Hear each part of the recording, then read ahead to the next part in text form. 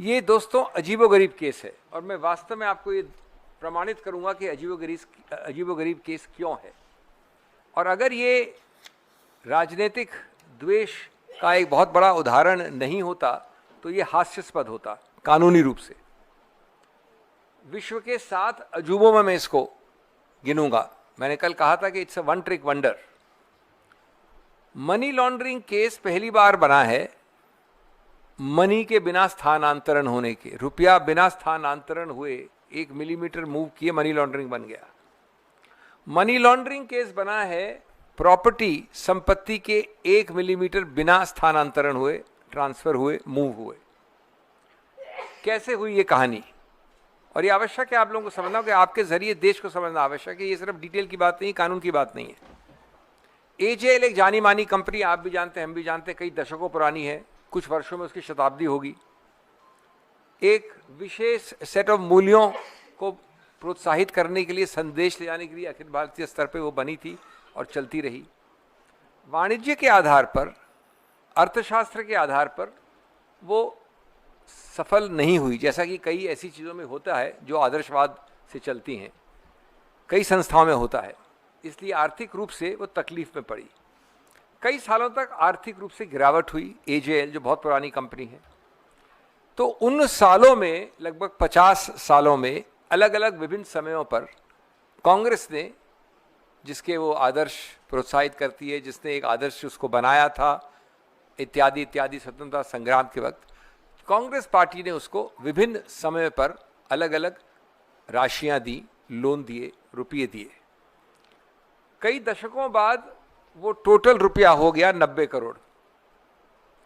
अब वो 90 करोड़ हो गया और ये उद्देश्य था कि ये पुराना नाम नेशनल हेरल्ड, जो एक कंपनी का नाम था एजेएल, एसोसिएटेड जर्नल, जो पूरा नेशनल हेरल्ड का ब्रांड चलाती थी, जिसके पास पुरानी जितनी भी संपत्तियां हैं, अचल संपत्तियां, प्रॉपर्टीज, अलग अलग विभिन्न भागों में, तो इसका पुनर्निर्माण कैसे किया जाए।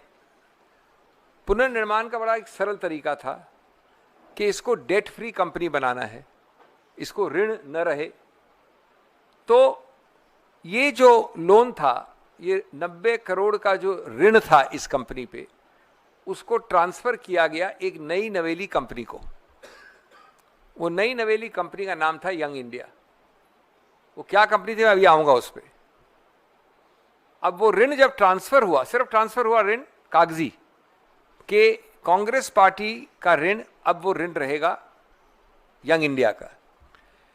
उस ऋण को मिटाना आवश्यक था, नहीं तो एजेएल मजबूत कैसे होती, नेशनल हेरल्ड मजबूत कैसे होता।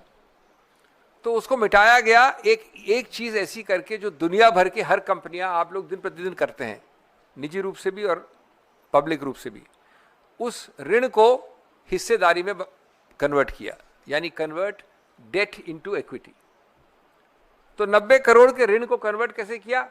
एजेएल के शेयर्स इश्यू हो गए यंग इंडिया को, तो यंग इंडिया बन गई 90-99% शेयर होल्डर एजेएल की।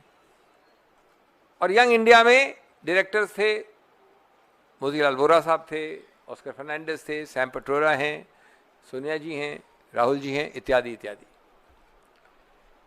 अब इतना ही हुआ। अब यहां पर एक फुल स्टॉप, विराम चिन्ह डाल दीजिए, ये जरूरी समझना आपके लिए। ये संपत्तियां हैं, अचल संपत्तियां 100 एजेएल के, इसको 100 मानिए। कोई कानपुर में है, कोई दिल्ली में है, कोई इधर है, उधर है। ये एजेएल है, ये इन सबकी मालिकाना हक रखती है। इस कंपनी की 100% शेयर होल्डिंग चली गई यंग इंडिया में। ये यंग इंडिया है।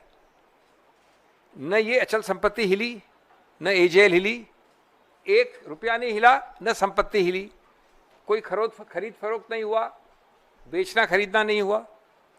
अब आते हैं यंग इंडिया क्या है। बड़े अजीब तरह के हम लोग सब मूर्ख होंगे कि हम मनी लॉन्ड्रिंग करना चाहते थे, हम स्थानांतरण करना चाहते थे संपत्ति का और रुपये का, तो हमने बनाई यंग इंडिया। दुनिया का सबसे बड़ा मूर्ख भी अगर हमारा ये उद्देश्य होता तो यंग इंडिया नहीं बनाता। यंग इंडिया क्या है? यंग इंडिया है कानून में जिसको कहते हैं सेक्शन 8 अनुच्छेद 8 की not for profit charitable company. मतलब क्या होता है इसका? हर कंपनी में 2 या 3 चीज़ें होती हैं। एक तो जो कमाई होती है, जो रुपया आता है उसमें जो भी कमाई होती है, उस सबको आप डिविडेंड के तौर पे बाहर दे सकते हैं उसके शेयर होल्डर्स को। इस कंपनी में एक पैसा, अगर ये 50 करोड़, 500 करोड़, 5,000 करोड़ भी प्रॉफिट बनाती है तो एक पैसा आप डिविडेंड दे ही नहीं सकते, प्रतिबंधित है अनुच्छेद 8 के अंतर्गत। दूसरा, कोई सैलरी नहीं, कोई पर्क्स नहीं, कोई घर गाड़ी नहीं। तीसरा, कोई प्रॉपर्टी खरीदी नहीं इस कंपनी ने, न बेची। चौथा, इसने कोई आर्थिक कार्यक्रम कुछ किया ही नहीं, कोई आर्थिक क्रिया, वाणिज्य की क्रिया। ये not for profit section 8 company थी। अब इन तथ्यों पे जब न प्रॉपर्टी हिली, जो भी कानपुर, बरेली, दिल्ली की प्रॉपर्टी वैसी की वैसी हैं, उनका मालिक अभी भी एजेएल ही है। सिर्फ एजेएल की शेयर होल्डिंग अब 99% यंग इंडिया की है, और यंग इंडिया में बैठे हैं 3-4 डायरेक्टर्स जिनको कोई डिविडेंड भी नहीं मिलता है। तो कौन सी मनी लॉन्ड्रिंग? यंग इंडियन के हैं सोनिया गांधी जी, मैंने बोला, राहुल गांधी जी, मोतीलाल वोरा जी थे, सैम पित्रोदा जी हैं, ऑस्कर फर्नांडिस थे, शायद एक नाम और भी होंगे, यही मुख्य नाम है, सुमन दुबे होंगे। तो आपको जब पता है तो क्यों बीच में मेरे को आप इंटरप्ट कर रही हैं? अच्छा, नंबर 2, नाउ जब मूल बात ये नहीं है कि कौन थे नाम, मूल बात ये है कि जब ये लोग हैं या कोई भी लोग हो तो कोई डिविडेंड, कोई फायदा किसने कहां उठाया, इसका मैं आज बड़ा स्पष्ट प्रश्न पूछ रहा हूं जनता से, देश से, आपसे, और आपके जरिए ईडी से भी। सिर्फ ये केस है कि 99% शेयर होल्डिंग यंग इंडिया को देकर ये मनी लॉन्ड्रिंग हुई है सब प्रॉपर्टीज की जो एजेएल ओन करता है। जो लोग डायरेक्टर हैं यंग इंडिया के, यानी गांधी परिवार के, और जो लोग, कुछ वृद्ध लोग हैं, उन सब ने ये पैसा और प्रॉपर्टी हड़प ली। अरे भाई, किस डायरेक्टर ने कुछ खरीदा, बेचा, लिया, पैसा मिला, प्रॉपर्टी गई? एक तो बताइए, मनी ट्रेल कहां है, प्रोसीड्स ऑफ क्राइम कहां है? अगर किंडरगार्टन क्लास का व्यक्ति पहले वर्ष जो कानून में है वो उसको उठाए तो वो हंसने लगेगा। अब एक और कानूनी चीज बताना चाहता हूं मैं आपको। 1955 में, कितने साल हो गए 55 को आज? लगभग 70 साल हो गए, 65 साल हो गए। एक निर्णय है उच्चतम न्यायालय का, यानी इतना पुराना निर्णय जिसकी आज ईडी मजाक उड़ा रही है, 5 न्यायाधीश का, उसको कहते हैं बच्चा गजदर। वो कहता है कि अगर ये होल्डिंग कंपनी के पास 100% शेयर हैं इस सब्सिडरी के, अगर 100% हैं, तो भी ये कंपनी होल्डिंग, इस कंपनी की जो प्रॉपर्टीज हैं ये और ये, उसकी हकदार नहीं है, ओनरशिप नहीं, ओनरशिप इसी में रहती है।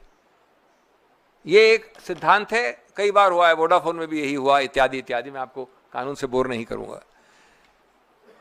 तो भैया, जब एजेएल की संपत्ति एजेएल की है, एजेएल की संपत्ति ट्रांसफर हुई नहीं कभी यंग इंडिया को, कानून में यंग इंडिया जब तक वो खरीदता नहीं है वो प्रॉपर्टीज, तब तक मालिकाना हक रहता है एजेएल का।